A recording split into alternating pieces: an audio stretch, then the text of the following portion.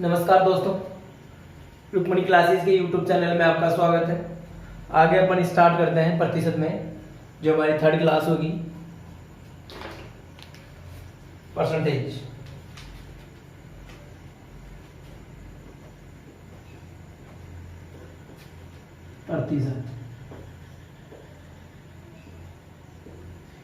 प्रतिशत में हमने फर्स्ट क्लास में देखा था प्रतिशत लगाना हटाना, उसके बाद में प्रतिशत के कुछ क्वेश्चन सोल्व किए थे। उसके बाद में दूसरी जो क्लास हुई थी हमने उसमें प्रतिशत निकाला था 40%, 50%। उसके आगे मैं स्टार्ट करता हूं।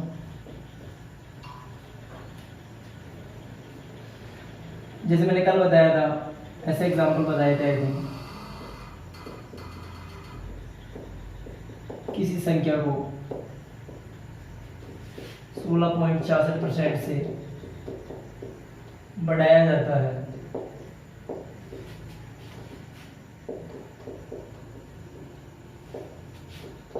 तो संख्या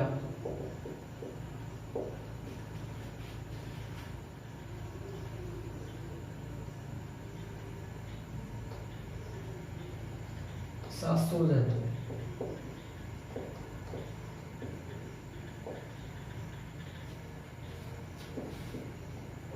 तो संख्या है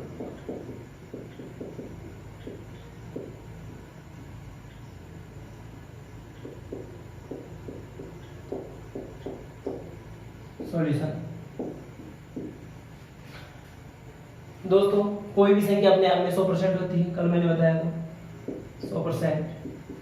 16.66 से बढ़ा रहे हैं 16.66%, और ये दोनों किसके बराबर हो जाती है? 700। दोस्तों, 100 को मैं एक भी लिख सकता हूँ, 1 प्लस 16.66 को मैंने कल बताया था 1/6। ये किसके बराबर है? 770 के। यहाँ से मैंने एलसीएम लिया, 6 है, ये 6 हुआ, ये 1 हुआ, और ये टोटल कितना हुआ है? 7/6।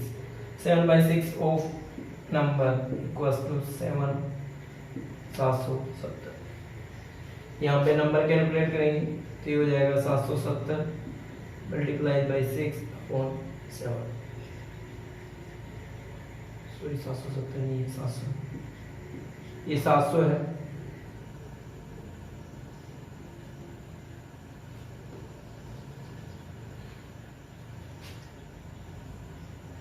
वन 100 इंटू 6, ये कितना है? 600। दोस्तों, जैसे ये बढ़ा रहे हैं वैसे घटा भी सकते हैं। जैसे किसी संख्या को, यहां से मैं थोड़ा डेटा चेंज कर दूं, किसी संख्या को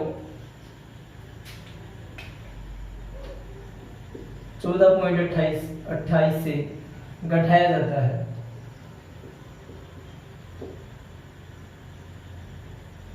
तो वह संख्या 600 हो जाती है। तो संख्या याद करो। जैसे पिछली बार क्वेश्चन में बताया गया था कि संख्या बढ़ रही थी, इस बार घटाया जा रहा है, तो कैसे करेंगे? 100% माइनस 14.28% इक्वल्स टू 600। इसको 1 लिखें, इसको 1/7 लिखें, और ये 600।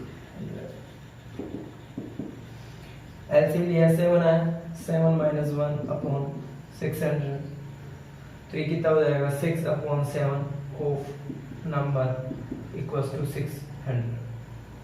आगे कैसे होगा? नंबर कैलकुलेट करेंगे, 600 इंटू 7/6, यहाँ से आ रहा है 700।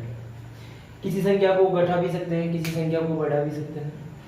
नेक्स्ट एग्जांपल अन्य टाइप लेते हैं अपन, क्रमांगत वृद्धि और क्रमांगत कमी। किसी भी संख्या में क्रमांगत वृद्धि और क्रमांगत कमी कैसे निकालते हैं?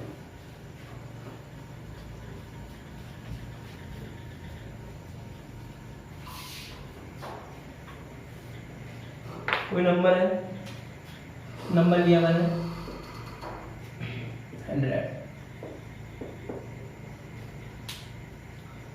100 को पहले 10% इंक्रीज करेंगे, फिर 10% इंक्रीज करेंगे, और आंसर क्या आ जाएगा। दोस्तों इसका एक फॉर्मूला होता है a plus B plus A B upon 100। ये इसका फॉर्मूला होता है, फॉर्मूले से अपन सोल्व करते हैं। यहाँ पे a माना अपन ने 10, b भी यहाँ पे 10, और ये कैसे हो गया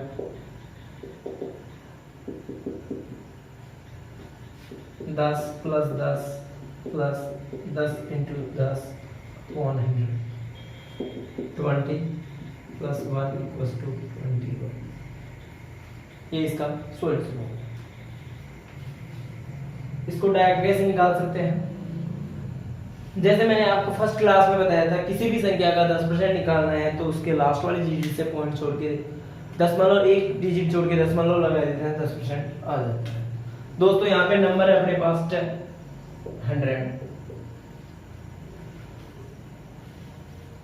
100 में आगे 10% से इंक्रीज करना आपने को,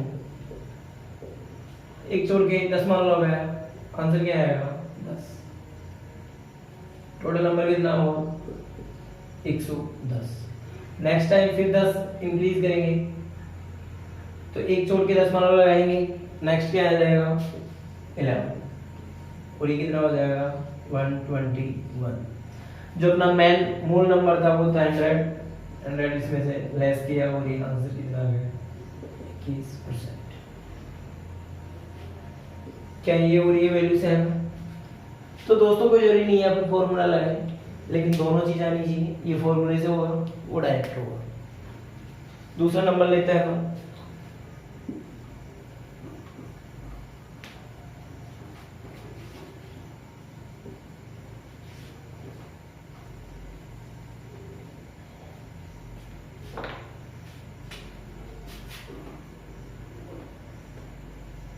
पहले 20% से इंक्रीज करेंगे, फिर 10% से इंक्रीज करेंगे, और आंसर क्या आ जाएगा। दोस्तों नंबर लिया मैंने 200। फर्स्ट ऑफ ऑल 20% से इंक्रीज करेंगे, फॉर्मूला क्या होगा 20 प्लस 10 प्लस 20 इंटू 10 अपॉन 0 से 0 कैंसिल, 0 से 0 कैंसिल, ये हो गया 30 प्लस 2 इक्वल्स टू 32। 100 पहले था, 32 बाद में हुआ, 132 हुआ।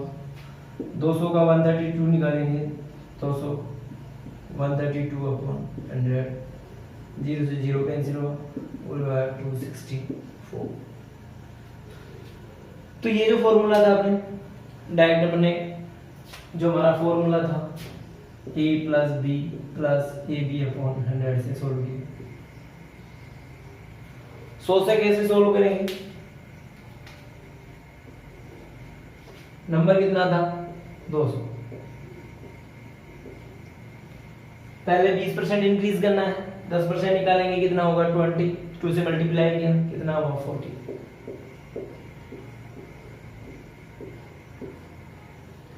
नेक्स्ट टाइम 10 से इंक्रीज करेंगे कितना हो जाएगा 10% निकाला इसका कितना हुआ 24, 24 ऐड किया इसमें कितना आया 264। क्या ये दोनों नंबर से हैं? तो दोस्तों 100 मान के भी कर सकते हैं, और जो हमारा फॉर्मूला है a plus B plus A B upon 100 उससे भी कर सकते हैं।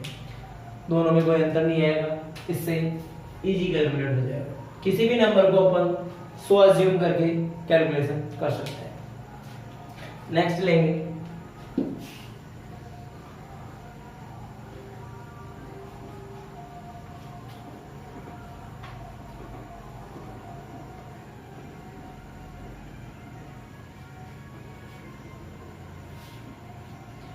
ये 2 डिजिट की, 3rd डिजिट लेंगे, 3 डिजिट लेंगे।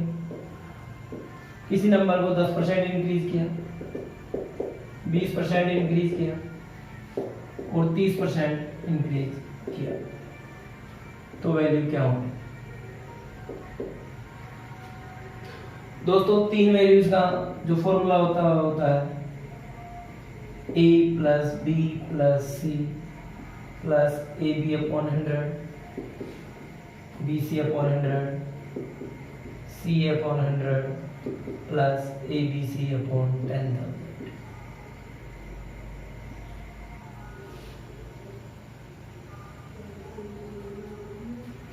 दोस्तों यहाँ पे मैं इसको अगर सॉल्व करूंगा 10 plus 20 plus 30 plus A B कितना होगा 10 into 20 upon 100 plus 20 into 30 upon 100 plus 30 into 10 upon 100 plus 10 into 20 into 30 upon 10,000। ये हो जाएगा 60, यहाँ से हो जाएगा 2, यहाँ से हो जाएगा 6, यहाँ से हो जाएगा 3 और यहाँ से हो जाएगा 6,000 upon 10,000। 60 plus 2 62 plus 6 68 plus 3 71 plus 0.6, answer क्या हो जाएगा 71.6। दोस्तों अगर मैं मेथड से निकालता हूँ बहुत कैलकुलेटिव हो जाता है। यहाँ पे मैं अगर डायरेक्ट निकालता हूँ जैसे मैंने 100 अज्यूम किया था, नंबर मैंने माना 100,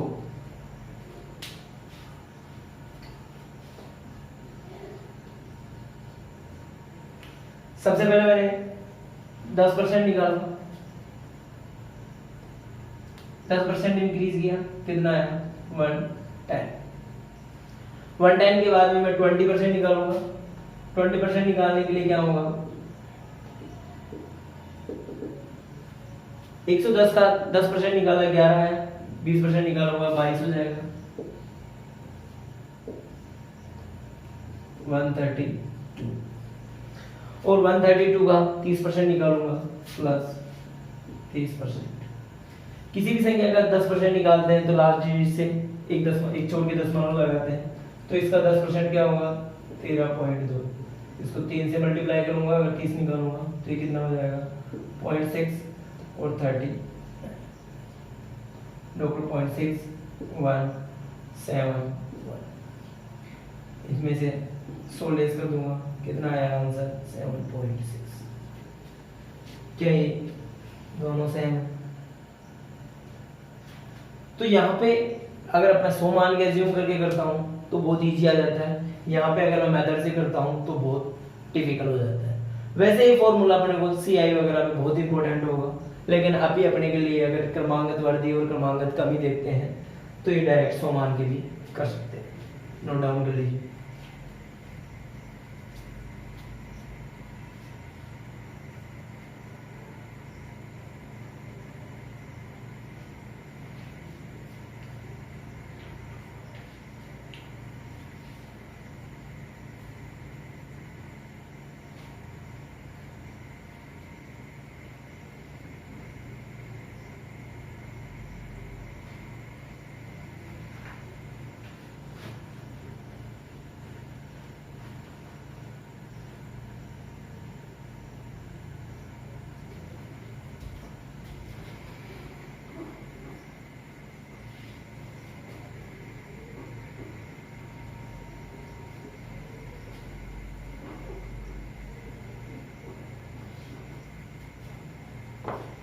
दोस्तों एक इंपॉर्टेंट थिंग, क्रमांगत वर्दी और क्रमांगत कमी में जो कर्मा है हमारा उसका कोई भी फर्क नहीं आता। जैसे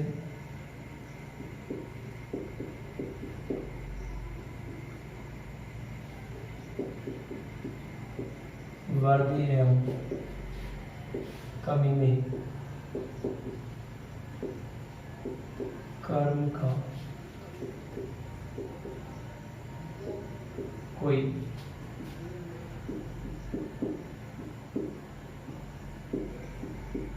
अंतर नहीं है। जैसे यहाँ पे 10%, 20% और 30% है। पहले मैंने निकाला था 10%, उसके बाद में 20%, उसके बाद में 30%। तो यहाँ से मेरे पास नंबर था 100 का फर्स्ट ऑफ ऑल मैं 30% निकालता हूँ तो ये कितना हो जाएगा 30, 130।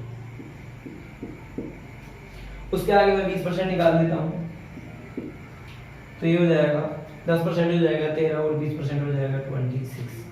तो ये कितना हो जाएगा 156। उसके आगे मैं 10% निकालता हूँ। किसी भी संख्या का 10% निकालने के लिए उसके लास्ट वाली डिजिट से एक छोड़ के दशमलव लगा देते हैं तो 10% हो जाता है। तो इसका 10% भी इतना हो जाएगा 15.6.617 एंड लेस कर देंगे, आंसर कितना हो जाएगा 71.6। क्या दोनों नंबर सेम है?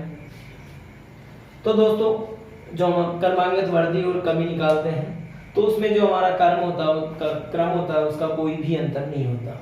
हम आगे पीछे किसी भी नंबर से निकाल सकते हैं, उसमें कोई डिफरेंस नहीं आता।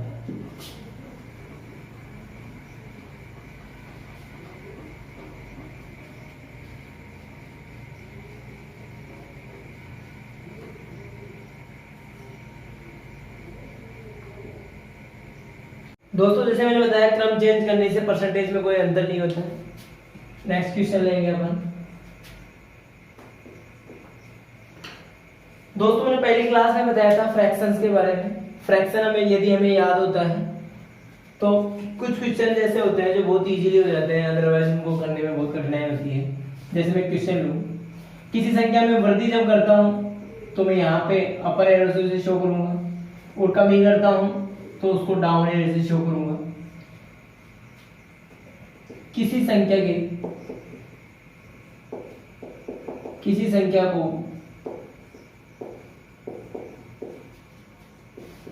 16.66 से बढ़ाया जाता है, 14.28 से घटाया जाता है, 12.5% से बढ़ाया जाता है और वह 11.11% से घटाया जाता है।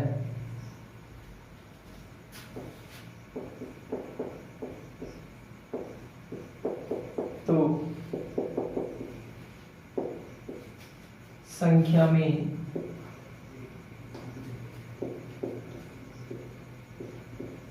क्या परिवर्तन होगा?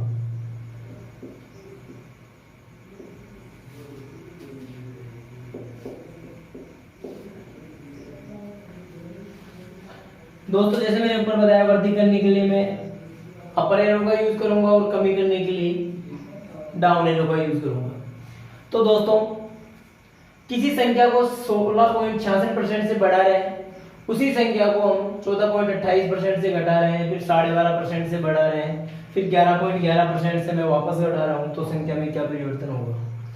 दोस्तों अगर मैं इसको मेथड से करता हूं बिना फ्रैक्शंस के तो इसका सॉल्यूशन क्या होगा?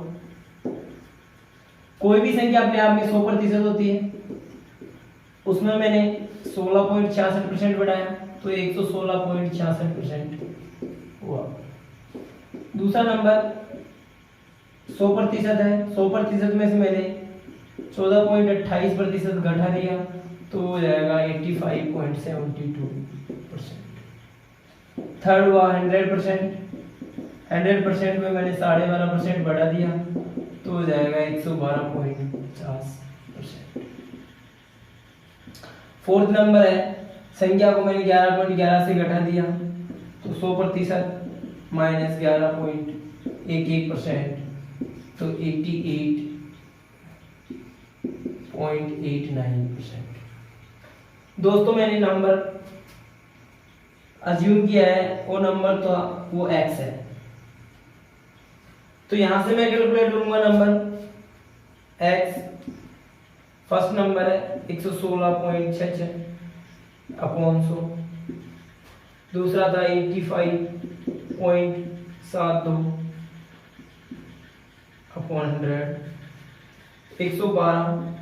112.5 अपॉन 100 और लास्ट है 88.89 अपॉन 100। दोस्तों ये इसका मेथड होगा और इसको अगर मैं कैलकुलेट करूंगा तो मेरे को काफी कैलकुलेशन करनी पड़ेगी। लेकिन दोस्तों इसी संख्या को, इसी क्वेश्चन को अगर मैं फ्रैक्शंस की हेल्प से करता हूं तो बहुत इजी क्वेश्चन हो जाएगा। जैसे फर्स्ट जो था 16.66%, इसको 1/6 लिखूंगा। दूसरा था 14.28%, इसको 1/7 लिखूंगा। थर्ड था 12.5, इसको 1/8 लिखूंगा। और फोर्थ था 11.11%, इसको 1/9। दोस्तों किसी भी नंबर को 1 से बढ़ाऊंगा, टोटल नंबर 6 है, 1 से बढ़ाऊंगा तो कितना हो जाएगा 7/6। इसको 1 से घटाऊंगा तो 6/7 हो जाएगा। वापस 8 को 1 से बढ़ाऊंगा तो 9/8 हो जाएगा। और 9 को 1 से घटाऊंगा तो 8/9 हो जाएगा। दोस्तों जैसे मैंने यहाँ पे x नंबर माना था, यहाँ पे भी x नंबर मानूंगा। फर्स्ट संख्या को 1/6 से मैंने बढ़ाया तो वो कितना हो जाएगा 7/6। 1/7 से घटा दूंगा तो क्या हो जाएगा 6/7। 1/8 से बढ़ाऊंगा तो हो जाएगा 9/8। और 1/9 से घटा दूंगा तो वो क्या हो जाएगा 8/9, जैसा मैंने यहाँ पे सोल्व करके बताया। दोस्तों 7 से 7 कैंसिल हुआ, 6 से 6 कैंसिल हुआ, 9 से 9 कैंसिल हुआ, 8 से 8 कैंसिल हुआ और संख्या वैसे की वैसे x आ गई। तो आंसर क्या हो जाएगा नो चेंज।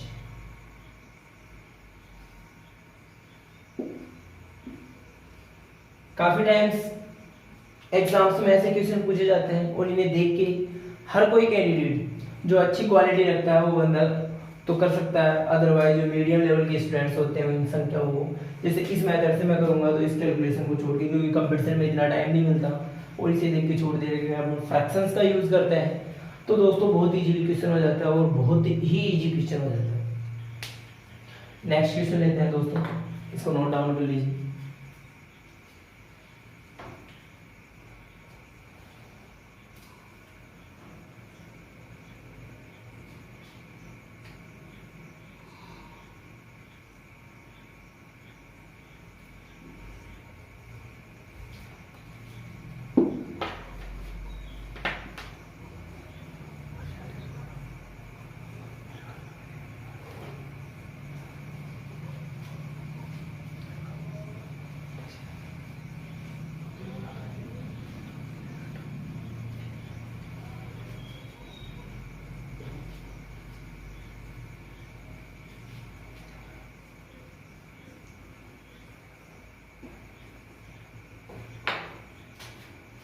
नेक्स्ट क्वेश्चन लेंगे।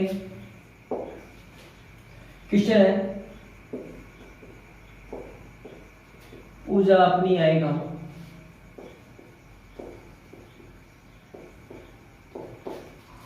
80% खर्च करती है।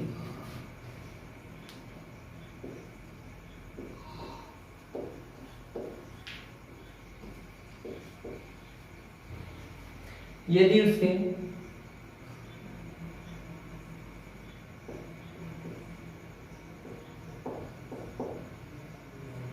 उसका खर्च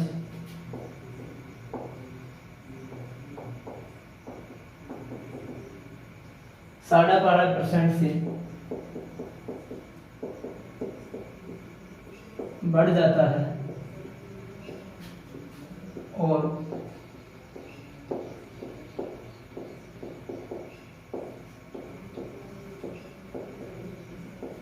उसकी आय 20% से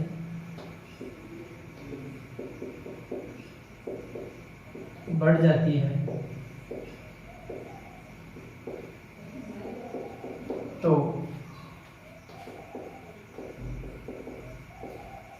उसकी बचत प्रतिशत क्या है?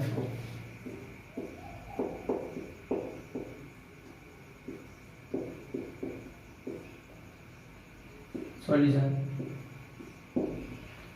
दोस्तों, किसी भी कैंडिडेट की जो आय होगी वो अपने आप में 100% होगी। तो यहां पे मैं इनकम मान लेता हूं,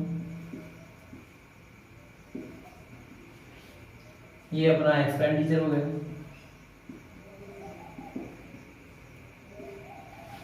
आय होगी अपने आप में 100% होगी और यहाँ पे उसकी सेविंग्स आ जाएगी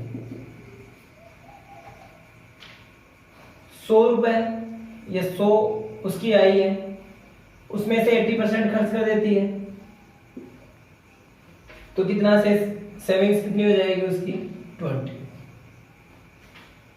दोस्तों उसका खर्च 12.5% से बढ़ जाता है, तो एक तो तरीका होगा, जो उसका खर्च था 80, उसका मैं 12.5% निकालूं 12.5/100, इसकी वैल्यू कैलकुलेट करूंगा तो आंसर आएगा। दूसरा, अगर मैं फ्रैक्शन का यूज करूंगा यहाँ पे तो और इजी हो जाएगा। उसका जो खर्चा हुआ है वो 80 है, और 12.5 का फ्रैक्शन जैसे अपने को याद है 1/8 होता है। 12.5 का फ्रैक्शंस में याद करता हूँ, यदि अपने को याद है तो 1/8 होगा। 80 का 1/8 निकालता हूँ तो ये कितना हो जाएगा 10। तो उसका जो एक्सपेंडिचर है वो 10 से बढ़ जाता है, तो ये कितना हो जाएगा 10 से बढ़ के 90।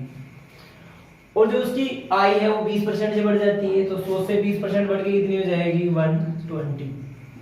और दोनों को जो सेविंग्स का अंतर है वो हो जाएगा 30। दोस्तों पहले बचत कितनी थी 20, अब कितनी हो गई 30। परसेंटेज चेंज निकालने का अंतर क्या होता है 30 माइनस 20/10। 10 रुपए उसकी आय बढ़ गई, किस पे बढ़ी 20 पे, तो बेस क्या हुआ 20, 10/20 इंटू 100, तो कितना हो गया 50%। आई थिंक समझ में आया होगा। पहले उसके जो खर्च था वो 80% का आएगा, मैंने आई मानी 100, 80% खर्च कर रही है तो 80% हो गया 80, बचत कितनी आई 20। वहां से वो बोल रहा है कि उसका खर्चा 12.5% से बढ़ जाता है। 12.5% का फ्रैक्शन याद करता हूँ तो 1/8 हो जाता है। 80 का 1/8 निकालूंगा 10 आ जाएगा। पहले खर्चा था 80, अब 10 से बढ़ जाता है तो 90 हो जाएगा। पहले इनकम थी 100, 20% से बढ़ रही है तो हो जाएगी 120। यहाँ पे पहले बच रहा था उसके पास 20 रुपए, अब बच रहा है 30 रुपए। दोनों में अंतर कितना आया 10। 10 किसी पे बढ़ रहा है 20 पे, 10/20 इंटू 100, 50% का अंतर आ गया। दोस्तों ऐसा ही कोई क्वेश्चन करते हैं।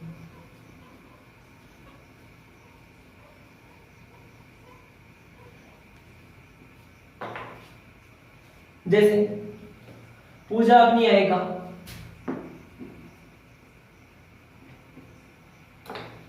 70% खर्च करती है। यदि उसका खर्चा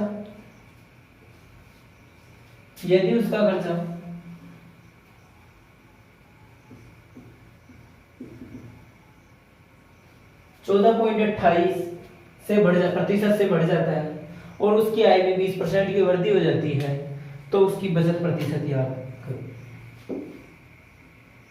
दोस्तों अभी जैसे मैंने बताया किसी की भी इनकम होती है उसको 100 मान लेते हैं, अपने आप में इनकम 100 हो जाती है। 70% खर्च कर रही है तो कितना हो जाएगा 70, तो उसकी सेविंग्स कितनी हो गई 30। नेक्स्ट टाइम वो बोल रहा है उसकी आय में उसके खर्चे में 14.28% की बढ़ोतरी हो जाती है, तो 14.28% को मैं 1/7 लिख सकता हूँ। और अपने जो पहले खर्चा था वो 70 था, 70 का 1/7 निकालूंगा तो कितना आ जाएगा 10।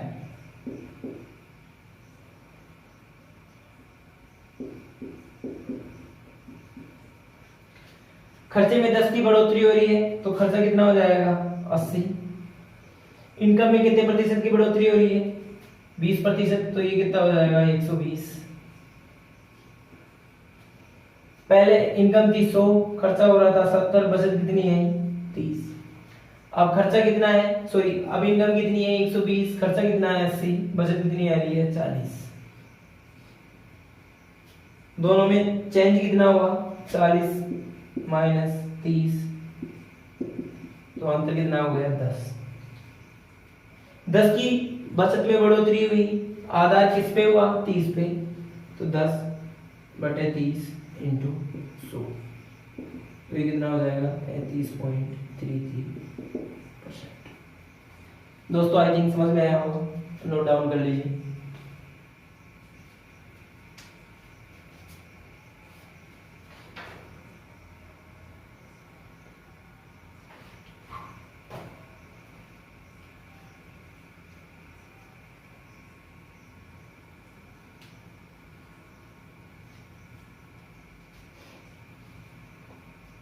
उतार लिया होगा आपने।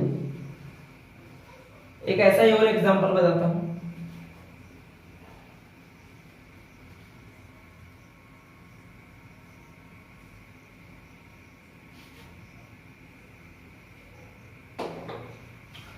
पूजा अपनी आई का 90% खर्च करती है।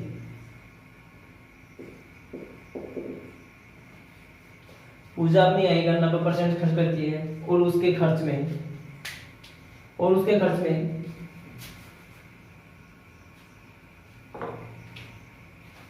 11.11% का इंक्रीमेंट हो जाता है और उसकी आय 40% से बढ़ जाती है।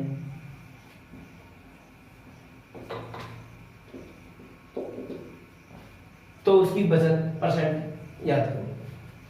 दोस्तों जैसे मैंने बताया, इनकम अपने आप में 100% होती है या 100 मान लेते हैं, जो क्वेश्चन इजी होता है।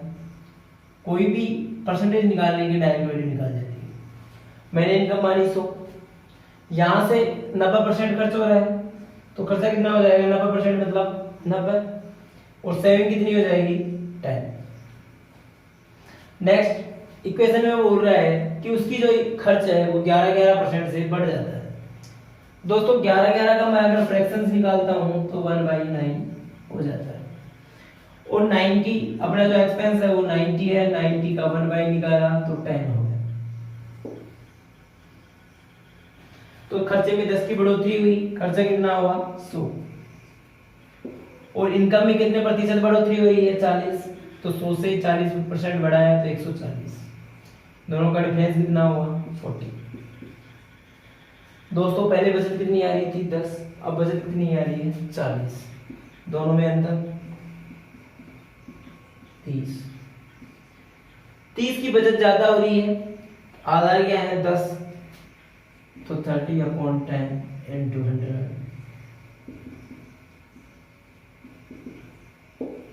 पहले से 300% ज्यादा बचत हो जाएगी। आई थिंक इस टाइप का क्वेश्चन आपको समझ में आया होगा। नेक्स्ट अपन परसेंटेज की क्लास देंगे कल। धन्यवाद।